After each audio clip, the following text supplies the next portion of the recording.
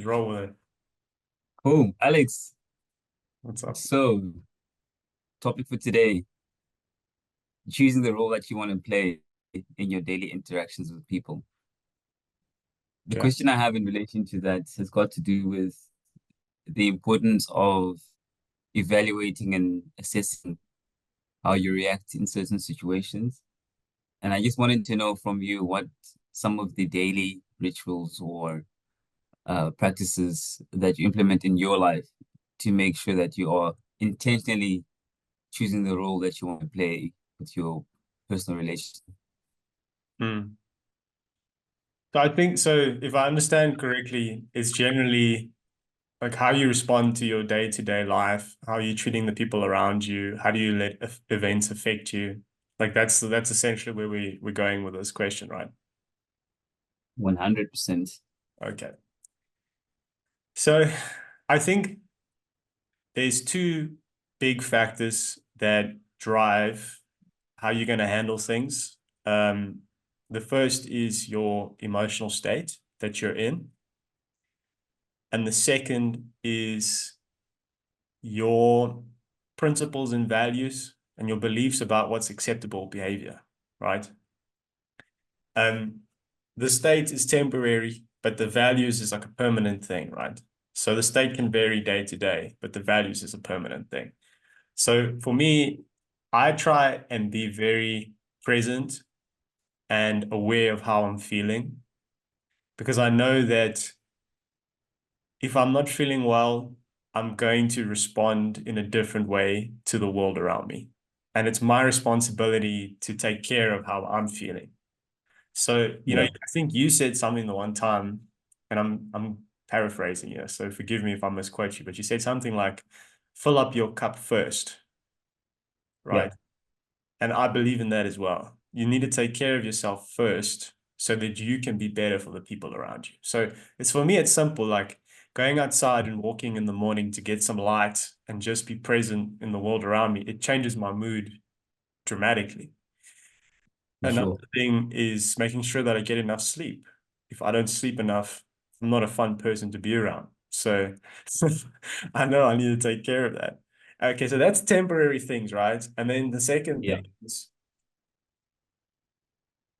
Uh, what do you think is acceptable in terms of how you treat the people around you and how you respond to stuff? Yeah. When I was younger, I had a little bit of a temper, as a child does sometimes, and I could overreact to things and I could be, yeah, immature and childish with how I responded to stuff. And as I've matured, I've kind of thought about those responses that I had to things and I realized that it's not acceptable for me. So I kind of Yeah. changed my standards of how I treat the people around me and how I respond to things. That's how I would look at that. And what about yourself? Okay.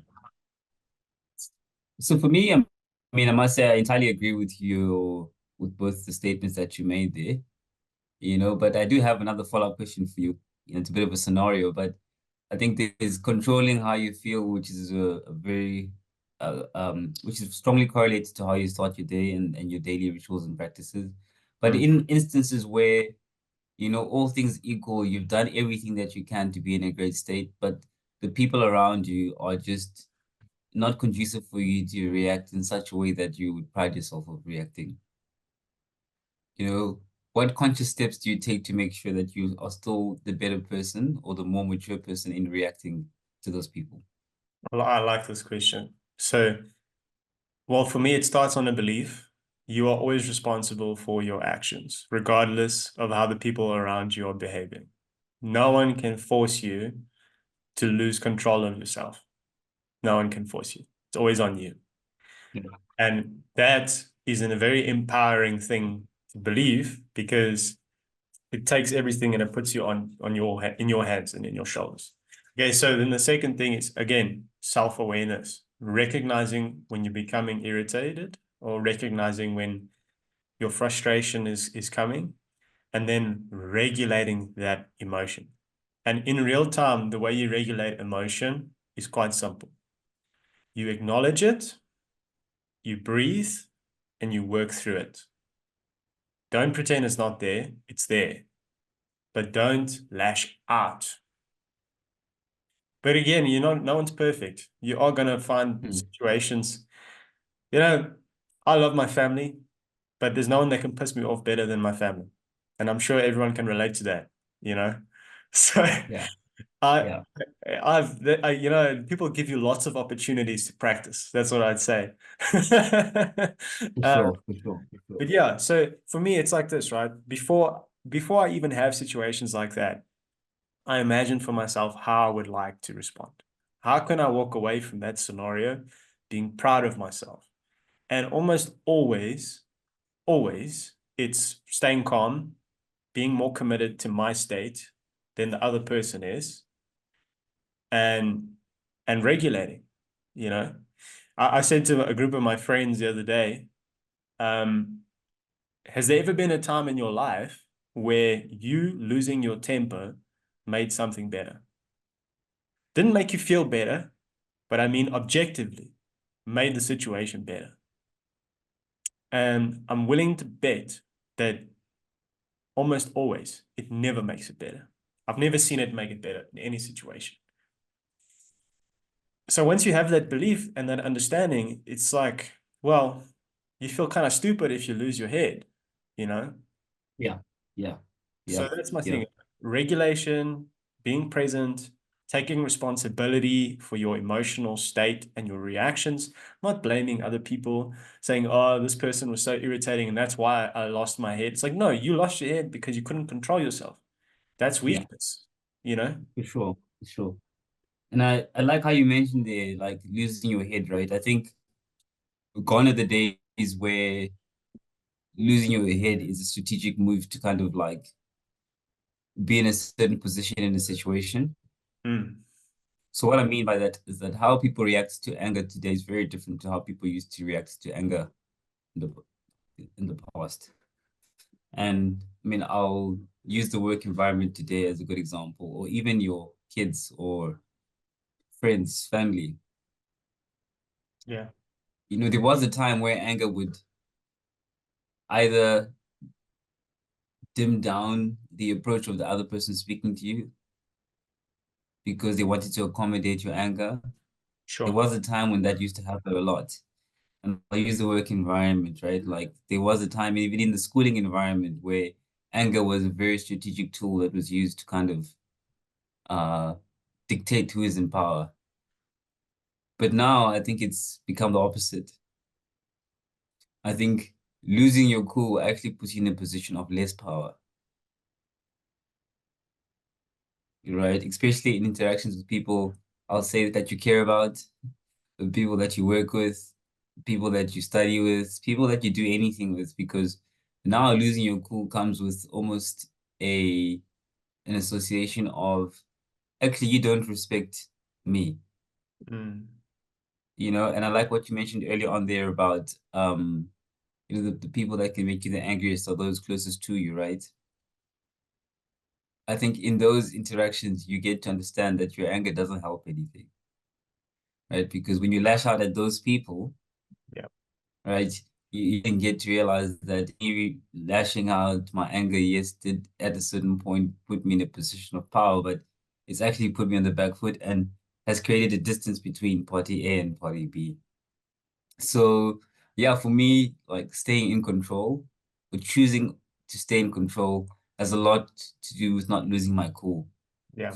So in every single daily interaction that I have with people, I always pride myself on not losing my cool because that allows me to be the person in control. And it's not easy, right? Like you said, it's also sometimes correlated to your state. Mm. Go ahead. I just wanted to add one thing as well. You know, having self-awareness is saying, I know that I can be irritating as well. I know that I'm frustrating as well. I'm not perfect, you know. Yeah, When you lose your cool, you're pretending that the other person's shortcomings is unique, as if you don't yeah, have those as well. yeah, So why should you be allowed to lose your temper and other people aren't allowed to lose their temper? I mean, it's like, have you ever seen 100%. people when they're standing in a line and you've got 9 out of 10 people perfectly calm, and then one individual loses his shit because he's in a line? It's like, okay, so why must Yeah, you be allowed to lose your shit, Sure, whilst for we sure. have to behave like adults. 100%. Makes no sense. 100%. No one likes it. It's not more painful for you than it is for me, Mm, vice versa. But now you're just behaving like a child. 100%. So Yeah. yeah, that's the one. And the second thing as well is when you lose your temper to try and get your way, you are stealing, you're borrowing power, but you're burning a bridge. So Yes. you might win one sort of interaction, but you lose the bigger battle. So I think where we realize is, society and life is interdependent. You can only get so far by yourself. You need to work with Yeah. in the long run. So Yeah. you can never get away with it. You can force it once. It's like say you're with Yeah. your wife, and your wife's nagging you about something, and so you lose your temper. Well, hold Yeah. on, it's frozen there. Can you still hear me? Yeah. Loud and clear. So your wife is nagging you, we'll call it that, about something. You want to get her to stop, so you shout at her, and she stops. So you won that little interaction. But now you've planted the seed of resentment against you, which is going to Yeah. grow and bite you in the Yeah. ass at a later stage. So did you really 100%. win? No, you didn't. You fooled yourself. Yeah. Yeah. So, Yeah. And I like that example, right? Because that goes back to the example I used of, how the work environment used to be back in the days, or like how people used to run their families back in the days, right? So when you lash out, you actually suppress the true expression of the people around you absolutely. regarding how they interact with you. And I think once you suppress that, then you lack the ability to have true, authentic connections with those people, Yeah, limiting the quality of the relationship and the authenticity of it as well. absolutely. Couldn't agree more. Yeah. Yeah. But yeah, that's what I want. That's the topic to discuss with you was in. I know you wanted to touch on interpersonal relationships there. So I think this is a good Good way. time to swift into that one. I agree. I agree. You know, something that I've been thinking about, it's something that I keep going back to, is how to be more loving in your interpersonal relationships, which sounds like a simplistic thing. There's a lot of layers to it if you think about it. But I'm going to throw it your way and I'm going to ask, how do you strive to be loving in your relationships? What does it mean to you? And how do you Yeah. do that? Yeah. I will say this. I haven't mastered it yet. Sure. I mean, I've been someone who's always been a black and white person, Mm, and love is expressed through action, right? mm-hmm. But sometimes action isn't enough, you know, because the action of expressing love isn't always directly to the person, it can be indirect. So like I'll give you an example of like the two ways, that I believe I can love. So there's loving you in such a way that I'm present for you, I'm there to care for you, to spend time with you, to listen, hear you out, etc, etc. And then there's loving you in terms of me serving you by, I'll use my kids going to work and spending a lot of time away from home so I can pay school fees, provide, Yep. etc, etc, etc. So the problem with one is that it's not necessarily felt as much because going to school is an expectation, uh, eating is an expectation, but at the end of the day, the action that provides that is an action of love, you know? So what I try to do is I mean, I cannot be a workaholic, but at the end of the day, I also cannot neglect working to love because then it lacks elsewhere. Yeah. So yeah, I think it's just a fine balance in between the two. And I think big things like financial planning come into this as well, Yeah. because I think if you kind of like understand where you want to be financially one day, when, how, and all those other things, you're able to start shifting more into the action of loving in person and loving in presence for those around you, as opposed to doing it occasionally because you're spending so much time working. So yeah, for me, it's just about understanding that too. And I think the better financial life plan you have, the more you're able to shift from working so hard so you can love people to being there to love. That makes sense. And I think that's Absolutely. something that's new. That's something that's new. You know, if the previous generation was like, I'm working so hard because I love you and this is my way of being able to provide for you. But I think we have access to information, ways of working, knowledge, etc., that allows for us to be smarter in that method of loving and transition from how much time we spend working to how much time we spend actually loving those around us. Absolutely. What about you? I love your answer. I really do. And I also think it's important to acknowledge the unique opportunities we have that the previous generations didn't necessarily have. You know, Yeah, they did the best that they could, and we have to honor that, you know. yeah, And so their success is us improving on what they've done. If you're better than them in a certain regard, that you must give them credit because that's their success. yeah, yes, Um, 100%. I'm gonna add some things to what you said because I agree with what you've said. I've found a big way to be more loving is to give grace to people. And what I mean by that is I'm looking at it from the like a biblical perspective of grace, you know, forgiveness and acceptance of shortcomings. Um, Being less judgmental of other people for the things that they struggle with is so big, Yeah, you know. yeah, And I have not done a great job of that for much of my life, you know. I've been judgmental of others for their shortcomings, especially when I didn't understand why. yeah, And I've learned now it's like grace is incredible. You know, when you can give it, you just feel this incredible warmth towards somebody, um, which shapes how you view them and how you treat them and honestly how you feel about them, you know. So I would say grace is a big one. cool. And then another one is, you know, one of the challenges about love is that often you only know how to love in the way that you were loved. Because that's what you've been taught, right? So if your parents loved you through action, then that's what you believe is love. And if your parents loved you through words, then you know that's how you view it. But learning to kind of understand people and what kind of love they need, and then trying to provide that, I think is a great way to be more loving because everyone's different, right? And we have different Yeah. needs. So if you can understand the people in your life better and have a sense of curiosity and then say, okay, this is the love this person is craving. Let me see if I can give it, you know. Mm, I think mm, that's mm. important. Uh, Yeah. And like I like how you mentioned that, right? Because you actually, as you get older, you come to realize that like love is a combination of things, right? And yes, the people around you want to be loved in a certain way, but it's also your responsibility to teach them how you love, Absolutely. right? So that they can learn to receive it, Yes. you know?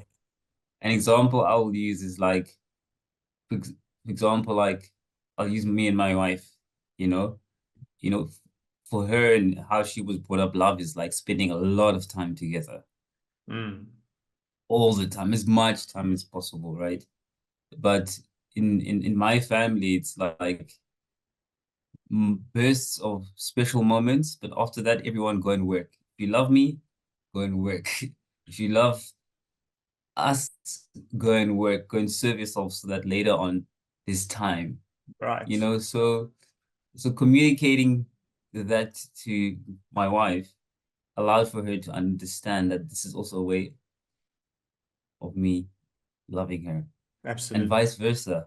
You know, and that's why like I spoke earlier on about now coming up with a plan to segue from my traditional way of doing it to this way because I understand both worlds and I understand that you can have the time one if everything else is planned in such a way that you have time freedom. And Absolutely. that's why, we're doing all these other things in life to be free. And I think once you can buy your time back in life, then you can truly be there to gracefully love and spend time with people and love them as they are. And another thing that I like what you mentioned there was like loving people um with their shortcomings, and like a very good example I will use, which I see in society a lot, is that like people are very selective with the friends that they choose to have and the public associations that they have as well. So I've seen it many times, like if someone has five friends and two of them are not cool in society's eyes, those friends are their friends in secret, Hmm. you know? And not to obviously be judgmental about it, but the reality here is that there's a shortcoming that you've seen in that person, and because of that, you are not as proud publicly of that friend. Hmm. So for me, that's not loving someone. That's not being proud of all your associations. Absolutely. And what I've learned to do and what I find very fulfilling, and I think I've seen this with like my mentors and stuff like that. If you learn to love people for who they are, you will always be proud of them, and you love them even more because of that shortcoming. You don't even have to help them out of it, right? Um, they're aware of it as an adult most of the time. But I think you just being around them will help them improve, especially if that shortcoming of theirs is something that is your strength. Absolutely. Yeah. And I guess as well, like I think it's also important to realize until the end, like until the day that you die, everyone around you is going to have these shortcomings. Yeah, Doesn't matter how much work they do, perfection doesn't exist. So yeah, this is yeah, it. Like figure it out now because it's going to be like yeah, this yeah, until the end, you know? yeah. 100%. Um, And like you said, the shortcomings thing, where it's such a big thing. Love people for who they are. Be proud of your friends. Be proud of people's shortcomings, and like I always say, see things for what they are. See people for who they are. Don't see them for who you wish them to be. You know, um, because that's where judgment comes from, right? yeah.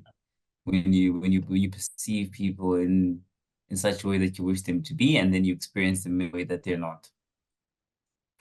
And That's give the them gap, and and that's where judgment comes from. forgive the stuff they've done in the past. You don't have to Yeah, forget. It's not to say that yeah, you should not have boundaries and things like that, but like, if you look at yourself in your life and ask yourself, how much have you changed in the last 2, 3, 4, 5 years, 6 years? It's dramatic, right? It works like that yeah, for for other sure. people as well. So, Yeah, like giving you, I think another important thing about how to be more loving for other people is to be more loving towards yourself. You know, yeah, the more loving you are yeah, towards yourself, the more capacity you have to love others, right? So yeah, 100%. give yourself grace. Give yourself grace, credit. Be like, okay, Yeah, I made yeah, mistakes. The choices I made at that point in my life, that was the best I could do with what I had. And it's a journey of evolution, right? Um, yeah, yeah, so yeah. I want to yeah. add And something as even well. in What you said, which I liked a yeah, lot, is the concept of abundance and how the more abundance you have in your life, the better your ability to love. If you're looking for a reason to become wealthy, wealthy and independent, this is a great one. You can love people more, yeah, If you've got more money, you yeah, can give them better presents. yeah, If you've got more time, you can spend 100%, time with them. So 100%, 100%. And I like that, right? Like literally, abundance allows you to love people better, right? And I absolutely. mean, I was watching a podcast the other day, and the guy was saying we don't uh accept it enough in society that wealth is very enabling and fulfilling thing in life, because it just allows for you to do everything better, even loving someone better. Yeah. Yes, it is not happiness, but it enables the ability to be happier.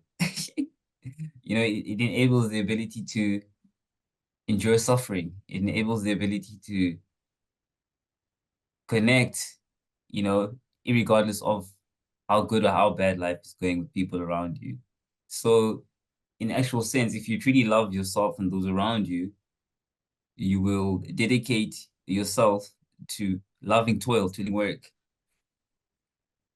and come up with a plan that allows for you to own your time so that you can be there present to Yeah. love those around you. Yes. And I think we tend to go the other way around. Like say, oh, money doesn't buy happiness, etc., etc. Yes, fair. Those things are true, Sure. But if you're gonna That helps. completely ignore the realities that life brings to you achieving happiness, Yes. then you're actually moving backwards, right? And I've met many people who've said, for example, like family is there for me or my partner's always there for me, but we don't have XYZ. And that brings XYZ, Yeah. you know?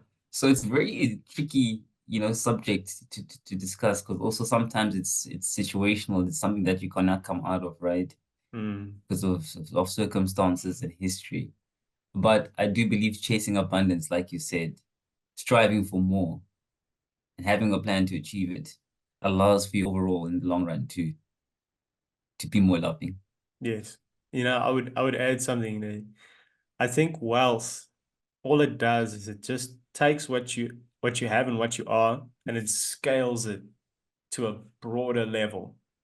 So Yes, if you have love and you become wealthy, you will have more love and you'll be able to give more love yes, and your impact yes, will be more.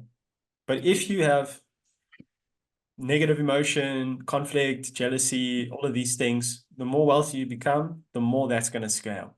So yeah. it just tests you, it's a challenge. The And mirror. yeah, I think also, the problem is we've seen so many movies in society of people who become wealthy and how it destroys their lives that we forget there are so many people who become wealthy and their lives are great, but no one needs to make a movie about that because that's not interesting. Yeah, You know, yeah, yeah, you yeah, yeah, expect that. yeah, So yeah. I want to And become. and of course. I mean, that's I feel like that should be top three goals of anyone in life, right? I mean, Yes. like I was saying earlier on, we ignore the realities of the fact that we're living in a capitalist society. Hmm. We're living in a world that's becoming more of a free market, right? We're living in a world that's increasingly competitive and a world that rewards you for being on the top end of the scale of being competitive, Yes. right? The fluff will always be there, but what makes reality reality is seeing the world for what it is Yeah. and seeing yourself as part of that, Absolutely. you know, very harsh, but true. And I think the quicker you can accept that, the quicker you can make a plan to integrate yourself into this system or this society, and the quicker you can find the best way to love those around you as you get older. Agreed. I'm not sure what you think about that. I know it's a bit of a military style to like view life and view the world, but Exactly. that's life. You need to make a living. Nothing comes for free. Yeah. Yeah. There's a rent that needs to be paid to be a part of the universe, right? It's called adding value. And people often Yeah, say, oh, capitalist is harsh. Capitalist is fair. It's about value. Uh, How much value do you add and to how many people? Simple. yeah, And the beauty of a yeah, capitalist system is everything is voluntary. yeah, I give you yeah, X, you give me Y. I give you yeah. value, you reward me with money. And if I give 100%, enough value to enough people, I get a lot of money. And that's 100%. it. And then you just take the money and you use that to do things you don't want to do, like paying someone to Yeah, clean your house or having freedom from labor, things like that. But nothing comes for yeah, free. Um, yeah, and, yeah, and and the one thing I would say is like you can take money as a metric and trade it for anything, and all it means is strength. So being strong so you can carry others on your back, you know, and that's yeah, emotional strength, physical strength, financial strength, spiritual strength. as a person, you should try and make yourself as strong as you can possibly be. Yeah. And strength to protect and provide, not to dominate, not to hurt. Strength so that one, you can stand on your own 2 feet, and two, so that you can carry others. That's it. For sure. And the For world will sure. never For sure. suffer from having more strong people. Never. Yeah. Yeah. Yeah. Yeah. Yeah. So well said. And I mean, I like how you mentioned they're carrying others, right? Hmm. I was having a conversation with a friend of mine where we were speaking about, money. And early on, you spoke about the fact that money doesn't change you, it just reveals who you are. It's like a mirror, Yeah. right? And he was like, how you spend your last 100 rand, or let's just say how you spend 100 rand from a percentage perspective, most of the time in life, if you get 100 million rand, right? The percentage split of what you did with the 100 rand will correlate to what you do with the 100 million. Sure. If you have 100 rand and you go and you spend, I don't know, 70% of it on food or going out or luxuries, and then you use the other 30 rand on who knows what, and then had zero savings. When you get 100 million, it's going to be the same thing, Absolutely. you know? So it's always best to focus on yourself now, refine yourself as much as you can, because whatever comes ahead of you will just be amplified without you being aware of it, because that's just who you are. And when money comes, you're not going to change to change. You're just going to continue being yourself with the money. Look at the principle of the lottery winners, right? The majority of them, after they win the lottery, they go right back to being poor Yeah, because the behavioral patterns that made them poor still existed after they got this money. yeah, So, yeah, I was listening yesterday to such a fantastic audio program where this entrepreneur was speaking about the secrets to success for herself and her business. And she said one of the key things that she attributed to her being successful was making excellence a daily habit in everything that she did. Because what she said was, if from the moment that you wake up, you try and do everything to an excellent standard, meaning when you do the dishes, when you make your bed, when you do this, when you do that, when you need to service your clients and work in your business, excellence will be normal to you and natural. So by that point, it's ingrained into your behavioral patterns. You can't just turn it mm, on when it's game day and you need to do it. You need to practice before it, right? So it's the same for with sure. managing money. If you cannot be disciplined and frugal with 10,000 Rand, you will not be disciplined and frugal with 1 million or 10 million or 100 Yeah, million yeah, because yeah, there's never yeah, a limit on what you can spend your money on. If you have 1 billion Rand, well, you can go and spend 1 billion and then you'll have nothing, you know? So it's the psychology yeah, yeah. of Sure, financial management sure, and everything. sure.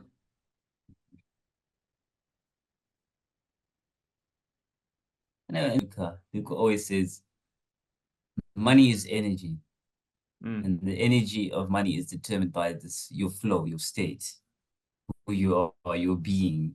mm, Right? So if your flow and your state and your being is one of producing money from your behaviors and how you interact with capitalism, society, do you add value, etc. If that is one in line with the energy of money, whether you have little or large, you'll manage it well and you'll continue to get it. But if your state and your flow is in the opposite, the contrary of the energy of money, and I mean, it's also mentioned in the book Psychology of Money, right? yeah. It's literally an energy, which energy is a frequency or a result of the actions that you do on a day-to-day basis. So yeah, very, very, very topic we could speak on forever, Mm, but I'm glad we're on the same page about acknowledging the reality of wealth and money in the overall sense of happiness, especially if you're exposed to it, right? I think the more you get exposed to it, the more you know it's important. And that's why they say sometimes ignorance is bliss, right? So like absolutely. when my parents tell me about how they grew up they were very happy. Don't Sure. get me wrong, when they didn't have anything. But the thing with knowledge is like almost like the forbidden fruit. Yes. Once you know, You can't go back. or it's something oh, dude, you Yeah. can't. And that's what technology has done for most of us today. You know, Absolutely. I love that. And yeah. like I want to add something to that. Uh, it's like when I was working in audit, I read this book called The 4 Hour Work Week, which I've spoken about a lot, and a lot of people know. But once I read it, there was no going back. It changed my whole Mm, mindset about life and mm, what I should be striving for. And I wanted to share it with some of my colleagues, and I say to them, just be careful because once you read this book, you're not going to be able to work here anymore yeah, because you're gonna your expectations about what's acceptable are going to shift, right? for sure, for And sure, for the other sure. thing that I would add is so money is a resource, right? Time Mm, is a resource, love is a resource in a way, friendship, all of these things. The more resources you have, the more complicated things become. yeah, bro. Because it's like, let's use a company as an example, right? When you're a startup, there's a way of doing things. There's a system. You've got Yeah, one or two guys doing everything, and yeah, you can get by just running the business a certain way. When you hit 50 people, you reach this breaking point where your system no longer works, and you either evolve or you stay where you are. But yeah, the evolution requires a higher level of thinking. And then for going sure. from the 50 threshold to 500, same thing, and so forth and so forth and so forth. So if you look at a company like Amazon that's become a behemoth, that is a company that would have had to evolve many, many times in the journey of its evolution. For sure, Otherwise, it would have broken and it wouldn't have become what it became, right? for sure, And for and sure.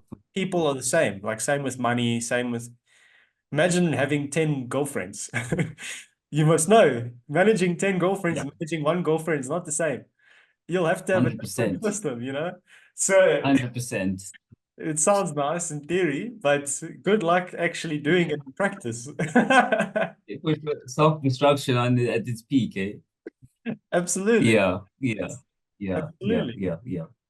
So, But yeah, that's why we chase knowledge in life. And I mean, like I like what you said there, right? The more resource you have, the more complicated life gets, mm, you know, like substantially, right? And that's why like the saying, not to say that money is the main resource, but more money, more problems is a very famous yeah.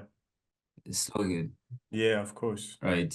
Uh, because I think generally if you have more money, it means that you also have a lot more resources, you have more time, Yeah. and for me, the thing about, the reason why I keep on mentioning time and money, with the way that the system is designed today, I do think time and money are the top two, commodities that we have today.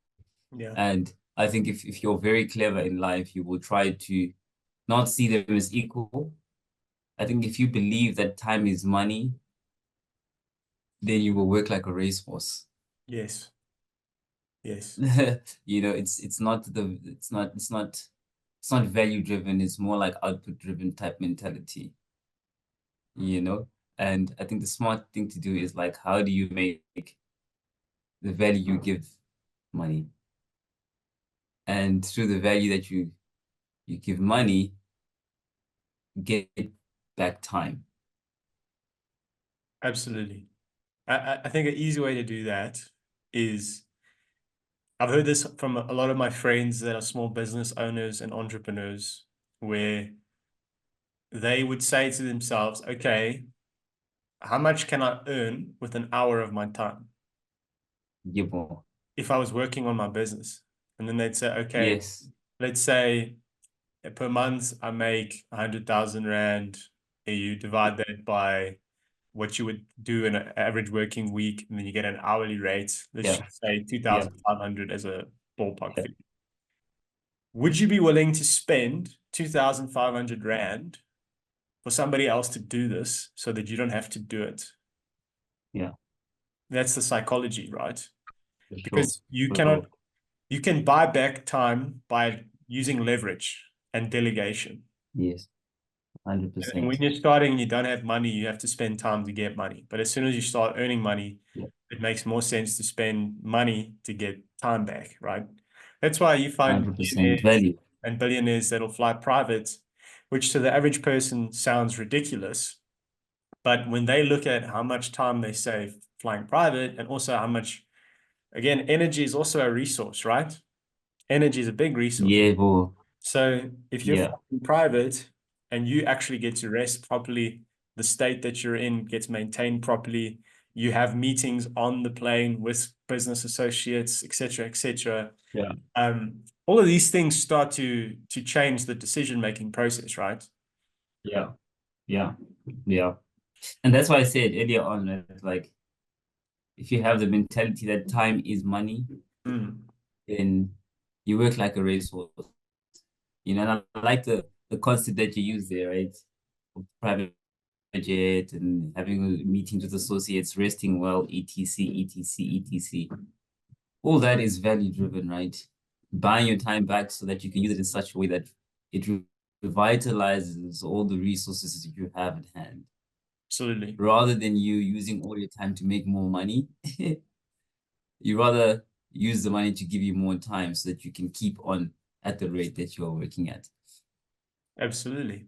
And it's like, right? So, Um, it's not just about how many hours you spend on something, it's about how high was the quality of those hours.